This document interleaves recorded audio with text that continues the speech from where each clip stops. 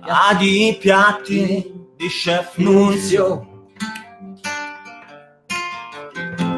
Io stasera non rinunzio. Patatine e baccalà. La mia casa è questa qua. Salve a tutti e benvenuti in questa nuovissima rubrica Sapori d'Italia, un viaggio culinario che ci farà conoscere le nostre bellissime regioni d'Italia attraverso la loro tradizione in cucina. Oggi andiamo a visitare l'Abruzzo, una terra ricca di riserve naturali e di paesini medievali. Per rappresentare questa bellissima regione abbiamo scelto di preparare un piatto tipico e molto particolare, le scrippelle al forno. È un piatto molto ricco, saporito, dall'aspetto delizioso ma estremamente semplice da realizzare. Andiamo a vedere come si prepara. Non più tra i farfalloni amoroso, notte e giorno di torno girano, delle belle turbando al riposo, Narcisetto Addoncino d'amore. Bene, la primissima cosa che faremo sarà realizzare l'impasto per le scrippelle. Semplicemente setacciamo la farina in una ciotola capiente, aggiungiamo le uova, il sale e circa metà dell'acqua. Con una frusta a mano, ma io vi consiglio una frusta elettrica, iniziamo a lavorare il composto aggiungendo piano piano l'acqua fino ad ottenere una consistenza collosa e abbastanza liquida, simile a questa. Fatto questo, il tempo che l'impasto riposa, passiamo alla seconda fase della ricetta.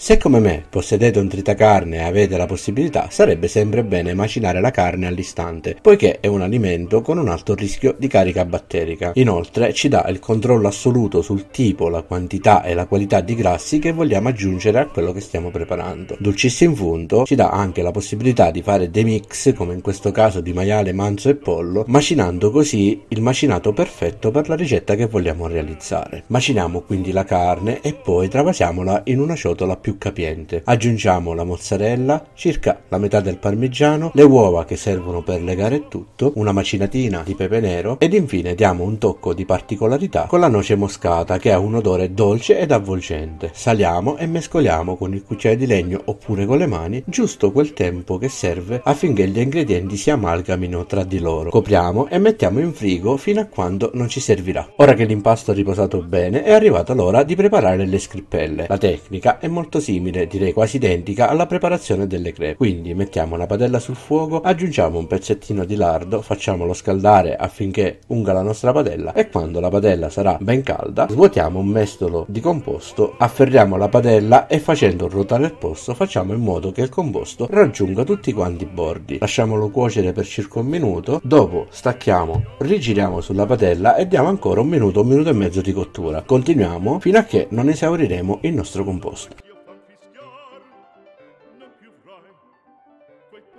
Finalmente siamo pronti per riempire le scrippelle che abbiamo lasciato raffreddare per una decina di minuti. Ricaviamo un pezzettino di ripieno che abbiamo preparato in precedenza, grande più o meno come un mandarino. Ora con il pollice e l'indice di entrambe le mani allunghiamolo sulla scrippella in questo modo. Adesso rigiriamo la scrippella su se stessa ad avvolgere il ripieno. Una volta ottenuto questo sottile filone lo riponiamo su una teglia imburrata per bene e continuiamo mettendo una scrippella arrotolata accanto all'altra nella teglia fino a esaurire tutti gli ingredienti a disposizione.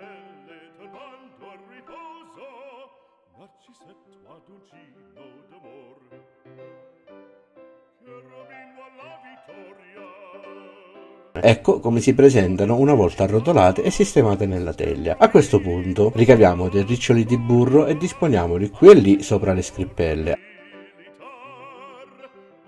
Aggiungiamo il resto del parmigiano grattugiato e non ci resta adesso che preriscaldare il forno statico a 160 gradi e di infornarle per circa un'oretta. Lasciamole cuocere piano piano e se si rispettano i tempi di cottura non è essenziale, ma io per sicurezza ho voluto utilizzare un sondino per assicurarmi che all'interno la carne fosse ben cotta. Trascorso il tempo necessario di cottura tiriamole fuori e prepariamoci ad impiattarle.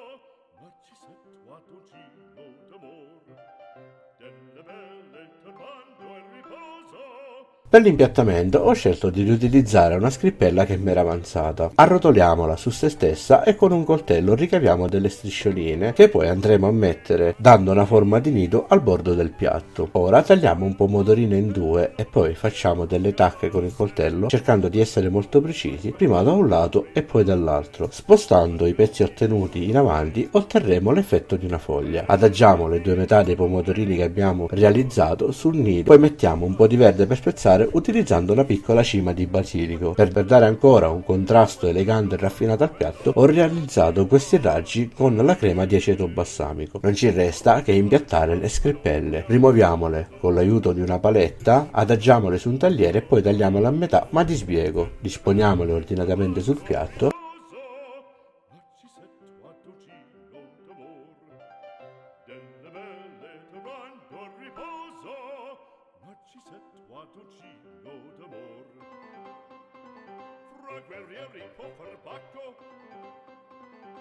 Ed eccoli qui, belle, nutrienti, molto profumate e anche molto particolari grazie all'aroma celato della noce moscata. Per questo primo episodio di questa rubrica Sapori d'Italia siamo davvero arrivati alla fine. Dalla splendida regione dell'Abruzzo, Chef Nunzio vi ringrazia, vi saluta e vi rimanda al prossimo episodio. Ciao belli! Ai piatti di Chef Nunzio, io stasera non rinunzio. Patatine e baccalà, la mia casa è questa qua.